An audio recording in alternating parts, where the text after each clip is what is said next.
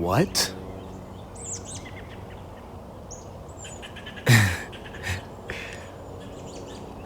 What do you mean 3.2.1? I mean, like, you had me with the whole 3.1, 3.2, okay, cool, whatever, right? But 3.2.1?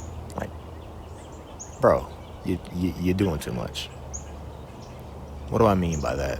What is a devlog 3.2.1? Well, as I said in the first minor devlog 3.1, I want to have two different tiers of, devlogs. So first tier, the major devlog being just a general overview of the game's progress, the new things that I added and whatnot.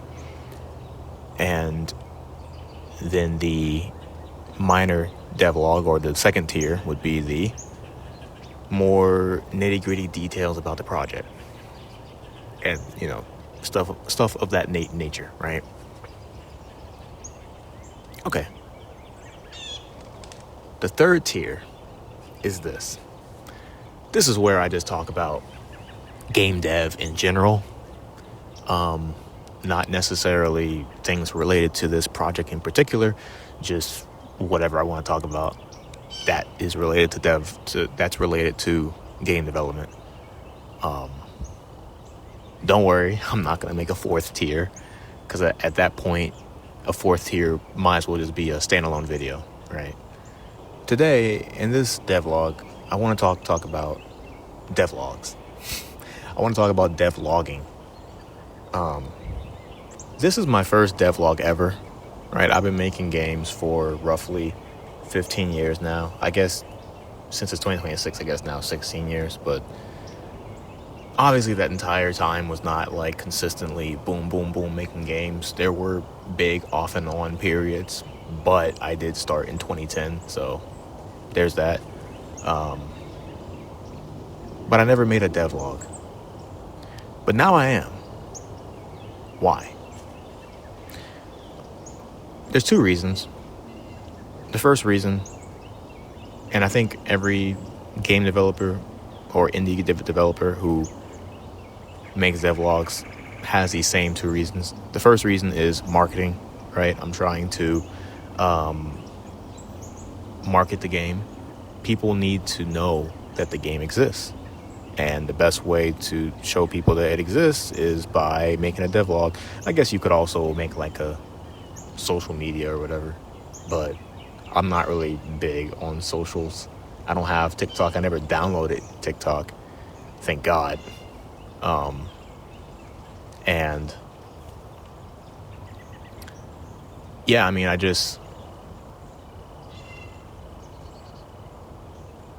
I'm trying to build a community of people who are interested in the game, and maybe eventually I'll start a Discord server or whatever, which that's also going to take a lot of work, and yikes. But I think it'll be cool. But that's really the main thing, is marketing. Just put the game out there, show people that it exists. Because when you look at my games that I've made before, like the bigger games, like Ultra Cube, the 8 Shards, which was a 3D platformer on Roblox, and Ultimate Brick Battle, which was a third-person shooter type game on Roblox. These were like perhaps my biggest games ever that I made, just in terms of the amount of development time and effort put into it, and just the scope of the games. These were probably like the main ones, right? And yet I didn't I didn't test.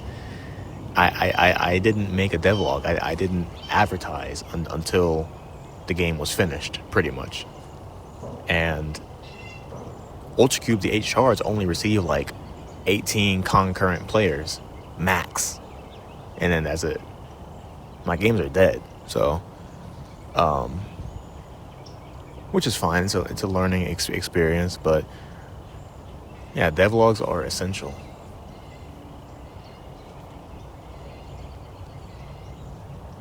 The other reason why I am doing a devlog is because it gives me a sense of like pressure.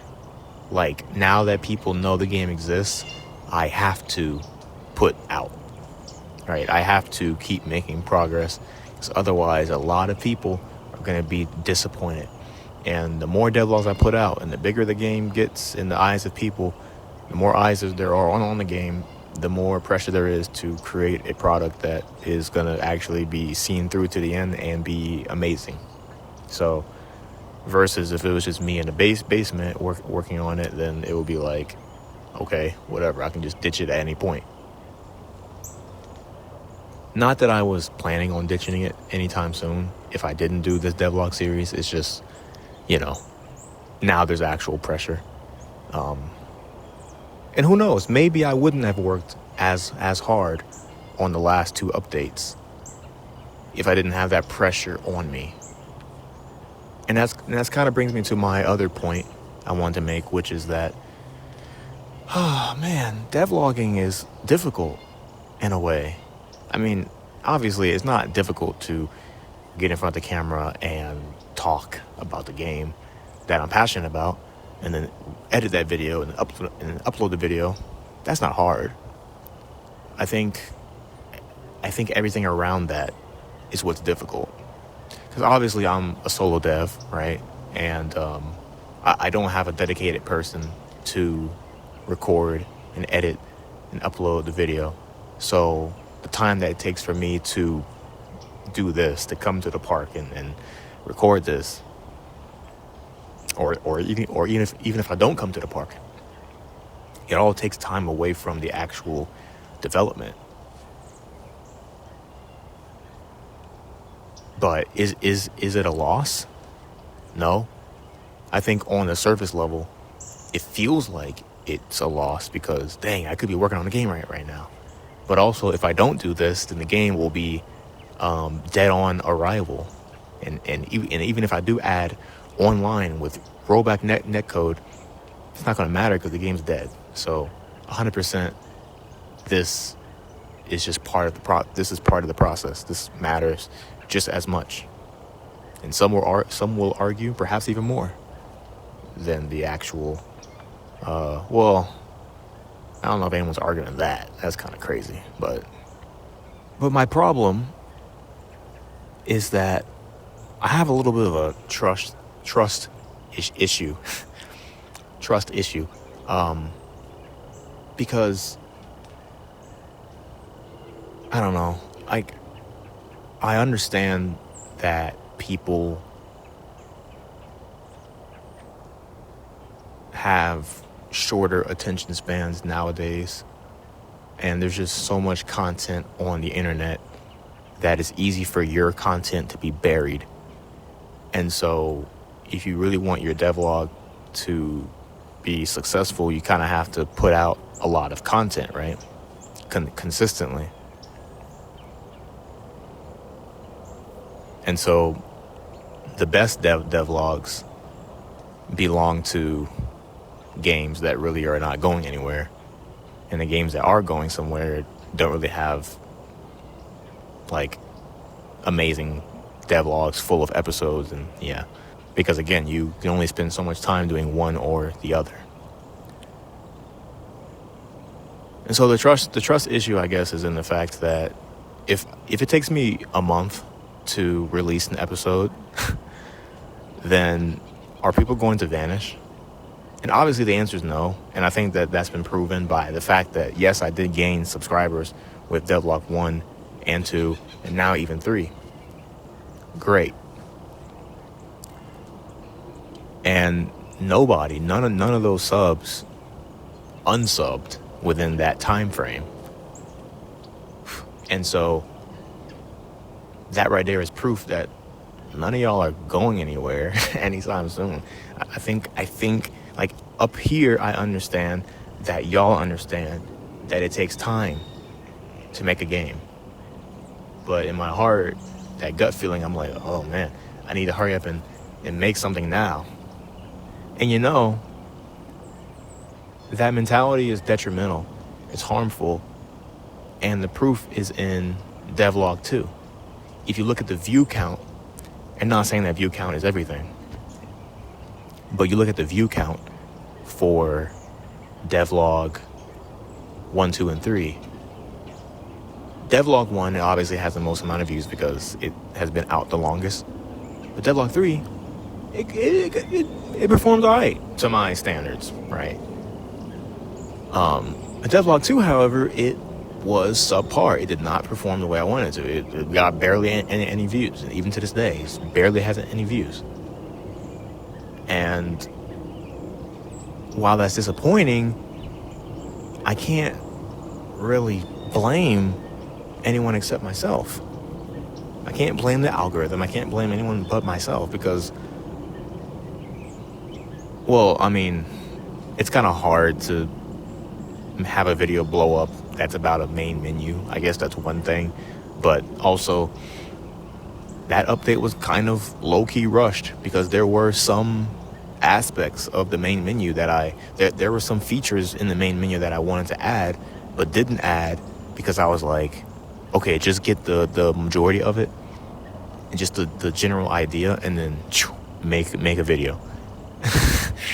You can't do that. You know, you can't do that. And granted, there were some features that I wanted to add in Devlog 3 or, you know, the Devlog 3 update that I didn't include, that I pushed off till Devlog 4, you know, for the same reason, I guess, because I just wanted to get the video out. But at least the stuff that I did finish and could show off were like good, solid, like I knew for a fact that it was all right. And I guess the reason why I decided to start making these like tier 2 and tier 3 videos is because I just want content to be rolled out as I'm working on the video. Because this devlog and the subsequent tier 3 devlogs that I'll be posting in this park, I'm recording this January 7th. So like literally I'm just batch recording and then batch edit and then just have all the videos done so that when I want to have a video out, I can just and not worry about it while I just cook the next update, you know? But again, like I said earlier, I think there's just a bit of a trust issue there because why do I feel this way? Why can't I just like disappear for 2 months and then come back with a super fire update? I think I just need to trust y'all are gonna stick around. But at the same time, however, I do think that it's beneficial to have these minor devlogs too, just to have some content out. But yeah, I mean, that's the life of a that's the life of a solo game dev, I guess. Having to juggle so many different things, and yeah, that's tough. But I enjoy it. If I didn't enjoy this, I wouldn't be doing this. This is not my full-time job, obviously, right? If I didn't enjoy this, I wouldn't be doing it. So I guess before I end the video, I just want to say thanks. You know, thanks to those who have stuck around, and thanks to those who are tuned in now, and who plan to continue to tune in. And let's see this project through all the way till the end. You know, I am very confident that this project is going to be this game is going to be really, really good. So, and sure, that might sound cocky. Oh, you shouldn't try to make a game that's going to be a commercial hit because you should just be making it have fun, bro. I've been doing this for a fat minute. I've made games for fun. I've made games commercially. I've just done, like, bro, I'm past the make small games phase. Like, bro, I'm trying to, like, and I have something that I'm very confident I'm gonna knock it out the park. And if I'm cocky for that, then oh well. So anyway, so thanks for watching, and I'll see you on the next one.